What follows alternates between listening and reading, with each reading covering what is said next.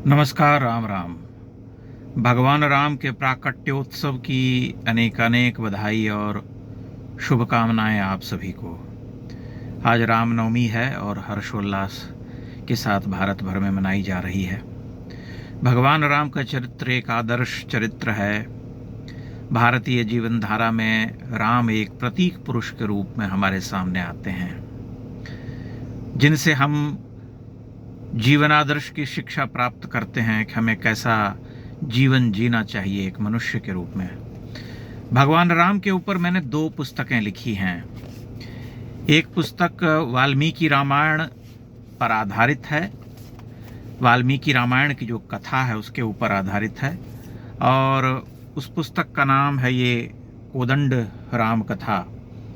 पहले ये अमेज़न पर उपलब्ध थी, लेकिन इस समय अमेज़न पर नहीं है। ये रेजर पे से आप इसे प्राप्त कर सकते हैं। इसका लिंक मैं डिस्क्रिप्शन बॉक्स में और कमेंट बॉक्स में दे दूंगा, वहाँ से आप इसे क्रय करके पढ़ सकते हैं। दूसरी पुस्तक है जिस पथ गए राम।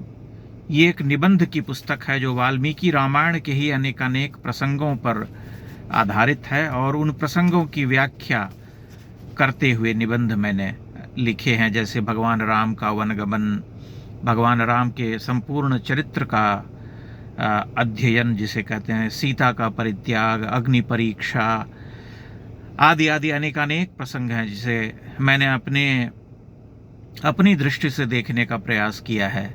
ये पुस्तक अमेज़न पर उपलब्ध है। इसे आप अमेज़न से खरीद सकते हैं। सूर्य प्रकाशन मंदिर बीकानेर से छपी हुई है। कोदंड राम कथा संभवतः आपको अधिक रुचिकर लगेगी, क्योंकि वह एक ऐसी कृति है जो औपन्यासिक शैली में लिखी गई है। आप उसे कह सकते हैं कि उपन्यास है, यद्यपि उसमें उपन्यास के सारे जो हैं गुण नहीं हैं, चारित्रिक विशेषता जो होती है किसी भी कृति की, लेकिन उपन्यास की शैली में ही उसे लिखा गया है।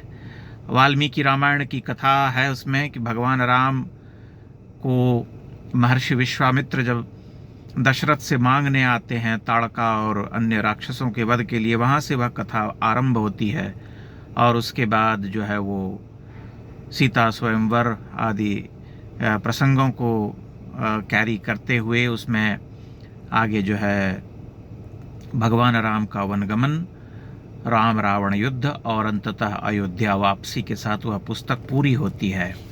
सरल और प्रवाहमयी भाषा है उसकी। एकाधिक विद्वानों ने उसकी प्रशंसा भी की है। चूँकि मैं थोड़ा अंतर्मुखी व्यक्ति हूँ, इसलिए बहुत अधिक इन सब आयोजनों में जा नहीं पाता और अपनी पुस्तकों के बारे में बता नहीं पाता लोगों को, इसलिए बहुत अधिक चर्चित नहीं है। लेकिन तथापि इसे पढ़ा है बहुत सारे लोगों ने। श्री राधा वल्लभ त्रिपाठी जैसे संस्कृत के विद्वान आचार्य ने भी इसकी प्रशंसा की थी पढ़ने के बाद। कोदंड राम कथा का परिचय देना इतना ही काफ़ी होगा, लेकिन आपकी रुचि के लिए मैं चाहूँगा कि एक इसका हिस्सा मैं आपके समक्ष प्रस्तुत करूँ, ताकि आप समझ सकें, आपके मन में ये ललक जग सके कि इस पुस्तक में है क्या, इसकी भाषा कैसी है। जैसे ये केवट और राम के मिलने का प्रसंग है जिसे मैंने लिखा है, इसे आप सबके समक्ष मैं रखता हूँ, और आप इसे ध्यान से सुनेंगे तो संभवतः आपको यह प्रसंग अच्छा लगेगा। प्रयाग पहुंचने के पश्चात केवट ने हाथ जोड़कर निवेदन किया, रघुनंदन, आज मैं और मेरी नाव दोनों धन्य हुए। यात्रियों को गंगा पार उतारने का सत्कार्य तो मैं करता ही रहता हूँ। बड़े साधु महात्माओं, धनाढ्यों, शक्तिशाली सामंतों को भी इस नौका में बिठाया है, लेकिन किसी तपस्वी सम्राट को पहली बार गंगा के पार लेकर आया हूँ। यह नाव आज अपने अर्थ को पा गई है। इसने अयोध्या के ऐश्वर्य को एक क्षण में ठुकरा कर वन वन भटकने वाले राम को प्रयाग तट पर पहुंचाया है। मेरी नौका किसी दशरथ पुत्र की दासी नहीं, वह स्वाधीन है। वह माँ गंगा की पुत्री है, उसकी लहरों से खेलती रहती है। किंतु आज वह भारतवर्ष के सबसे बड़े साम्राज्य के सिंहासन पर बैठने वाले राजपुत्र के निर्मोही मन की सेविका हो गई है। पालों के पर खोल कर तिरती हुई इस पार पहुंची है, जैसे उसकी काष्ठ काया में प्राणों का संचार हो गया हो। मैंने अपनी नाव को गंगा की लहरों पर इस तरह से बहते इससे पहले कभी नहीं देखा है राम। राम विह्वल होकर केवट को सुनते रहे, तनिक ठहर कर बोले, मैं तो इस तट पर आता ही रहता हूँ। क्षमा कीजिएगा, केवट के बारे में। वह तनिक ठहर कर बोलने लगा, मैं तो इस तट पर आता ही रहता हूँ। मुझे ऐसा लगता है कि आप इस स्थान से परिचित नहीं हैं। मैं नदी के पार फैले इस महान प्राचीन नगर के कोने कोने की जानकारी रखता हूँ। मैं केवल नदी पार कराने वाला नाविक तो नहीं, इस अज्ञात अनदेखे स्थल में आपका साथी भी तो हूँ। आप आज्ञा दें तो आपके साथ चलूँ, आपका रास्ता गहूँ। अब तो आर्य सुमंत्र भी नहीं रहे। जानता हूँ दुष्कर होगा अनदेखे नगर, ग्राम और वन में भटकना। देवी सीता के लिए तो अत्यंत ही कष्ट साध्य हो सकती है यह यात्रा। मुझे इस मार्ग के विश्राम स्थलों आश्रमों के बारे में पता है। मैं जानता हूँ सेवक भाव आपको स्वीकार्य नहीं। सखा ही मान लीजिए राम, कुछ दूर का साहचर्य ही सही। राम कहते हैं, केवट, मैं जितना ही अयोध्या से मुक्त होना चाहता हूँ, अयोध्या उतनी ही मुझसे जुड़ती जाती है, भिन्न रूप, धाम, डगर के रूप में। मुझे हर बार यह प्रेम और इस प्रेम का बंधन तनिक दुख से भरता है। सत्य यह है सखा कि मैं इस मोह और प्रीति के जोड़ से कटकर एकाकी होना चाहता हूँ। सीता और लक्ष्मण तो मेरे साथ होंगे ही, इनके अतिरिक्त अयोध्या की स्मृति का कोई सहारा लेना भी मेरे लिए ठीक नहीं होगा। वनवास का व्रत टूटेगा। मेरे इस संघर्ष में मेरी सहायता करो बंधु, मुझे अकेला हो जाने दो। 14 वर्ष का यह कालखंड मेरी तितिक्षा की जांचना है। गंगा के पार उतारने का बहुत आभार। प्रिय केवट, अब जाओ, विदा करो मुझे।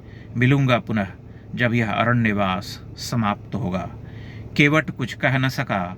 राम, लक्ष्मण और सीता के साथ प्रयाग के तट से आगे नगर की ओर बढ़ गए। नौका नहर पर अकेली रह गई।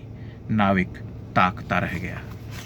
ऐसे ही प्रसंग हैं इसमें, ऐसे ही छोटी छोटी कथाओं को बुना गया है कुछ कल्पनाशीलता से, और तथ्य के साथ अनदेखी नहीं की गई है। लेकिन एक बात अनिवार्य रूप से बताना आवश्यक है कि हर लेखक जो है अपने हिसाब से सृजन करता है, घटनाओं को, कथा को चुनता है और उसके बाद उसमें कल्पनाशीलता से जोड़ता है। इसलिए कोदंड राम कथा अगर आप पढ़ेंगे तो मुझे हर्ष होगा। और मैं यह मानता हूँ कि एक बार जब आप पुस्तक उठाएंगे तो आपको निश्चय ही वह पुस्तक अच्छी लगेगी। जैसा कि मैंने आपसे कहा कि वह रेजर पे से आप उसे प्राप्त कर सकते हैं, उसका लिंक मैं डिस्क्रिप्शन बॉक्स और कमेंट बॉक्स में दे दूंगा।